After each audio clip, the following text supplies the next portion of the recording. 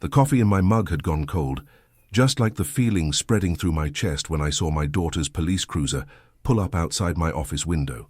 Something was wrong. Rebecca never visited me at work, not since she joined the force 5 years ago.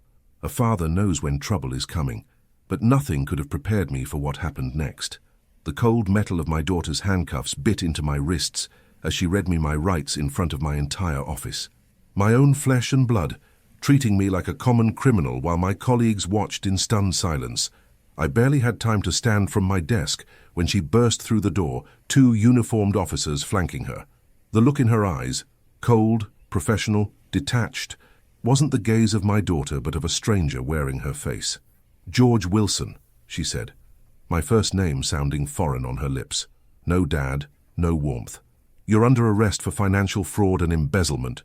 My mouth went dry. "Rebecca, what are you talking about? Please put your hands behind your back, sir." Sir. That single word cut deeper than any knife could. 30 years of bedtime stories, bicycle lessons, and graduation cheers reduced to sir in an instant. "There must be some mistake," I managed, my voice barely a whisper as my colleagues gathered in the doorway, their faces a blend of shock and morbid curiosity. "The only mistake was trusting you," Rebecca said, her voice tight as she pulled out her handcuffs. The metal felt ice-cold against my wrists, each click of the locks echoing in my ears like thunder. My mind raced wildly as she read me my rights. Fraud, embezzlement. I'd spent 40 years building my reputation as an honest accountant. I'd helped half the people in this town organize their finances, for God's sake. "Rebecca, please. Just tell me what's happening," I pleaded as she guided me toward the door, her hand firmly on my arm, the same arm she used to grip when she was a little girl afraid of thunder. "Mum called me this morning," she finally said, voice lowered but sharp as a razor. "You emptied your joint account. $450,000 gone. Everything she has, everything you both saved for retirement." The floor seemed to tilt beneath me. "What? That's impossible. I haven't touched that account in weeks." Her laugh was bitter, nothing like the musical sound I'd cherished since she was little. "Save it for your lawyer, Dad." The word Dad now twisted into something accusatory. The walk through my office building was the longest journey of my life. Heads turned, whispers followed. People I'd worked alongside for decades watched as my own daughter paraded me through the lobby in handcuffs. 63 years of building a life, a reputation, erased in 60 seconds. Outside, Mrs. Kravitz from next door was walking her dog. She stopped dead in her tracks, her hand flying to her mouth. By tomorrow, everyone in town would know. The shame burned hotter than any fever I'd ever experienced. As Rebecca guided me into the back of her police cruiser, I caught a glimpse of my reflection in the window. A confused old man, shoulders slumped, wrists bound. I hardly recognized myself. How had my life shattered so completely without warning? At the station, the processing felt like a bizarre dream. Fingerprints, mugshot, personal effects catalogued and taken away. My wedding ring, 35 years on my finger, placed in a plastic bag. I kept asking to call Evelyn to understand what was happening, but Rebecca intervened. "She doesn't want to speak with you. She's devastated, Dad." "How could you do this to her? To us?" The cell they put me in was cold and smelled of disinfectant and despair. I sat on the metal bench, my mind spinning through our accounts, trying to make sense of it all. Evelyn and I had been saving for years. I checked those accounts religiously every Friday, except lately. The Carson audit at work had consumed me for weeks. Had I missed something? Had there been a bank error? But deep in my gut, a terrible suspicion was forming. The timing was too perfect, the execution too precise. After 35 years of marriage, I thought I knew Evelyn completely. Now, sitting in a jail cell, accused of stealing my own money, I wondered if I'd ever really known her at all. My hands trembled as I realized the magnitude of what was happening. My money gone, my reputation in tatters, my own daughter looking at me with disgust, and somewhere out there, my wife had set this all in motion with a single phone call. I closed my eyes, the fluorescent lights of the cell suddenly too harsh. One question burned through everything else. Why? What didn't I know? The jangle of keys roused me from my half-sleep. "Wilson, you made bail." the officer announced. Thomas Henderson stood in the hallway, my attorney, golf partner, and oldest friend. His normally crisp suit was wrinkled, evidence of his hasty response to my desperate call. "Jesus Christ, George," he whispered, his concern the first friendly expression I'd seen in hours. The ride home was quiet. I stared at familiar streets that now felt foreign. "Rebecca processed my bail paperwork herself," I said finally. "Wouldn't even look at me. She's confused, George, we all are." My house, our house, told the story before I stepped inside. Evelyn's car was gone. The flowering pots she'd tended each morning had vanished from the porch. Inside, blank spaces on walls revealed where family photos had hung for decades. Her closet stood empty, a skeletal reminder of 35 years suddenly erased. "She planned this," I murmured, sinking onto the edge of the bed. "Check your accounts," Thomas urged. "All of them." My hands trembled as I logged into our banking portal. The balance mocked me, $212.84. 2 weeks ago it had held our life savings. "This isn't possible," I whispered. The transaction history showed a transfer of $450,000 to an unknown account, supposedly authorized by me 3 days ago, when I'd been at the office until midnight, finishing the Carson audit. "That's not me," I said, voice finding strength in truth. "I didn't do this." "I know," Thomas replied simply, his confidence nearly breaking me. Our checking account had been drained as well. Only my personal retirement account, inaccessible to Evelyn, remained untouched. "She's taken everything," I said, disbelief mingling with slow-burning anger, "and somehow made it look like I did it." Thomas was quiet for a moment. "Has Evelyn been acting differently lately?" My mind raced through recent months.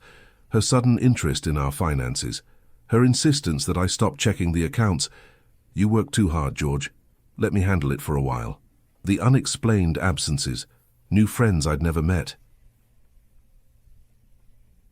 She's been planning this for months, I realized, the pieces aligning with terrible clarity, and she used Rebecca to complete her plan.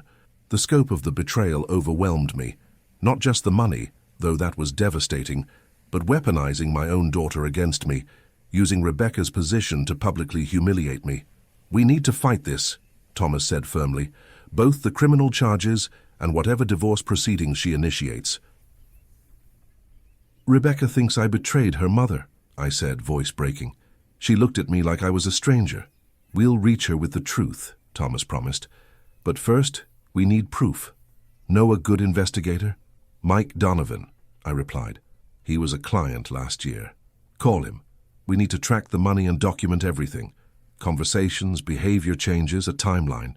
For the first time since those handcuffs clicked around my wrists, purpose flickered within me. The shock was wearing off, replaced by quiet determination. "She once told me I was too predictable," I remembered. "Too trusting." Thomas's expression hardened. "She underestimated you, George." "That's her mistake." That night, I tried calling Rebecca. The call went straight to voicemail. Instead, I sent a text. "I know you're doing what you believe is right, but there are always two sides to every story. When you're ready to hear mine, I'll be here. I love you. That hasn't changed." As I lay awake, I realized something important. For 35 years, I'd defined myself as a husband, father, provider. Now, with everything stripped away, I had to remember who George Wilson truly was and find the strength to fight for his life. The path ahead would be painful, but I had nothing left to lose, and that, I was beginning to understand, made me more dangerous than Evelyn could possibly imagine.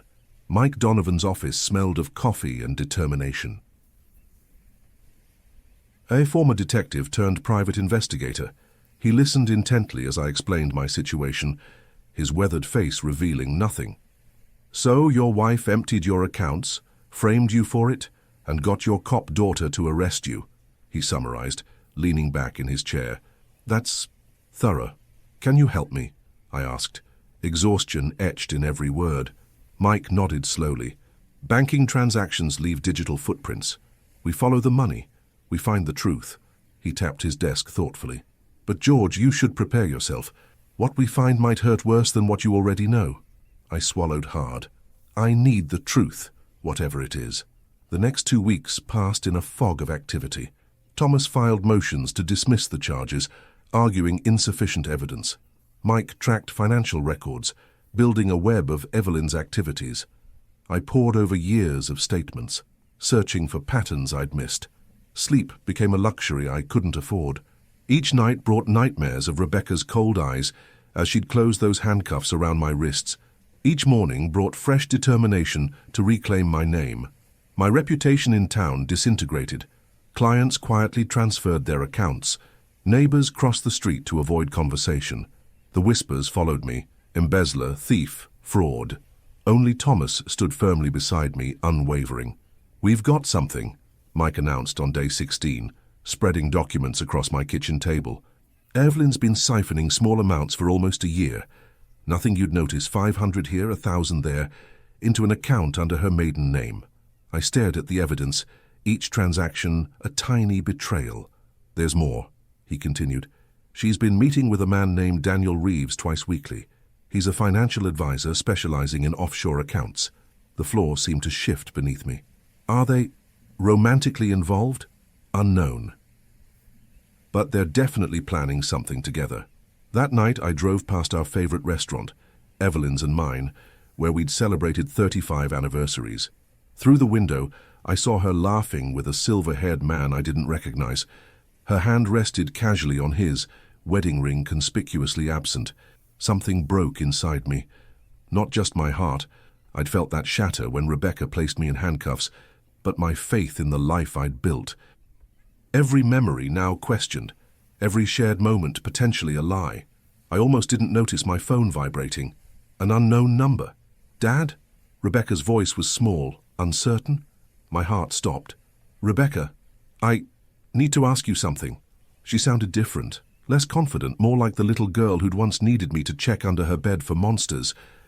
"The bank called me today. They're reviewing the transfer that emptied your account." I gripped the phone tighter. "What did they say?" "They said the IP address didn't match your usual login location, and the transfer happened at 2:30 p.m. on Wednesday. Weren't you in that city council meeting then? The one they televise?" Hope flickered. Dangerous. Fragile. Yes, I was there the entire afternoon." Silence stretched between us. "Mom said you confessed to her," she finally whispered. "That you were leaving, that you'd met someone else." The cruelty of Evelyn's lie stole my breath. "Rebecca, I've never been unfaithful to your mother. Not once in 35 years. I don't know what to believe anymore." Her voice cracked. The evidence seemed so clear, but now— "Will you meet me?" I asked, heart pounding. "Just to talk." Another long pause. "Not yet. I need time to process this. But Dad, I'm looking into it now." After we hung up, I sat in my car, tears flowing freely. It wasn't forgiveness, wasn't even trust, but it was the first crack in the wall between us. The first ray of hope in weeks of darkness. When I returned home, Mike was waiting with more files. "Evelyn withdrew another $50,000 yesterday," he said without preamble. "She's accelerating her timeline." "What timeline?" "Based on her research history and meetings, she's planning to leave the country probably within the week." Panic surged through me. If she left with our money, I might never recover it. But more importantly, Rebecca might never learn the full truth. "We need to move faster," I said, newfound urgency in my voice. "There's one more thing," Mike said, hesitation evident. "I found these in her email account." He handed me printouts of emails between Evelyn and Rebecca, dating back months. In them, Evelyn methodically poisoned our daughter against me with subtle lies and manipulations. Small comments about my supposed secrecy, invented late nights, fabricated phone calls with another woman. My hands shook with grief and rage. "She's been setting this up for nearly a year." Mike nodded grimly. "Most people don't realize the perfect crime isn't about what you do. It's about who you convince others you are." I stared at the messages, each one a deliberate step in destroying my relationship with my daughter. But in her meticulous planning, Evelyn had made one critical error. She'd underestimated the power of truth and a father's love for his child. "We're going to end this," I said, voice steady despite the storm inside me. "Not just for the money, for Rebecca." That night, I slept soundly for the first time since my arrest. Tomorrow would bring pain, confrontation, perhaps even more loss. but it would also bring something I'd almost forgotten, the chance to fight for what truly mattered.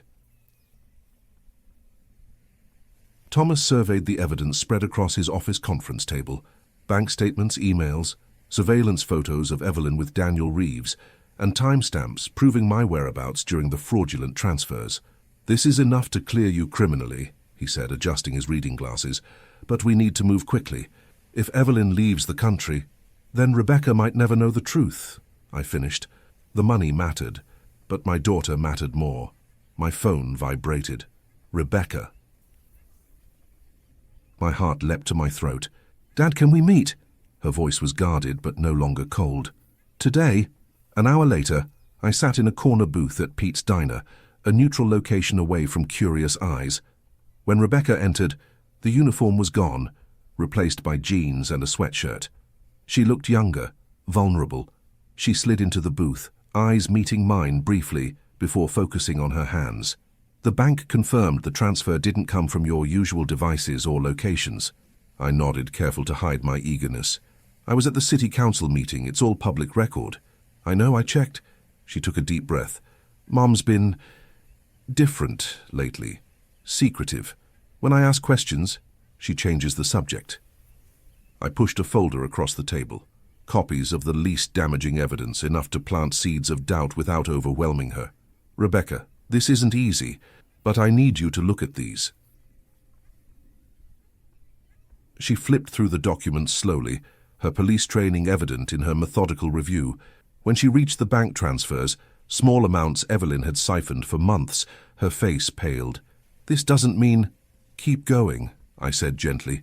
She turned the page to photos of Evelyn and Reeves entering a bank in the next county. The timestamp matched one of the larger transfers. "I don't understand," she whispered. "Why would she—" "There's more," I said, heart breaking for her. "But that's enough for today.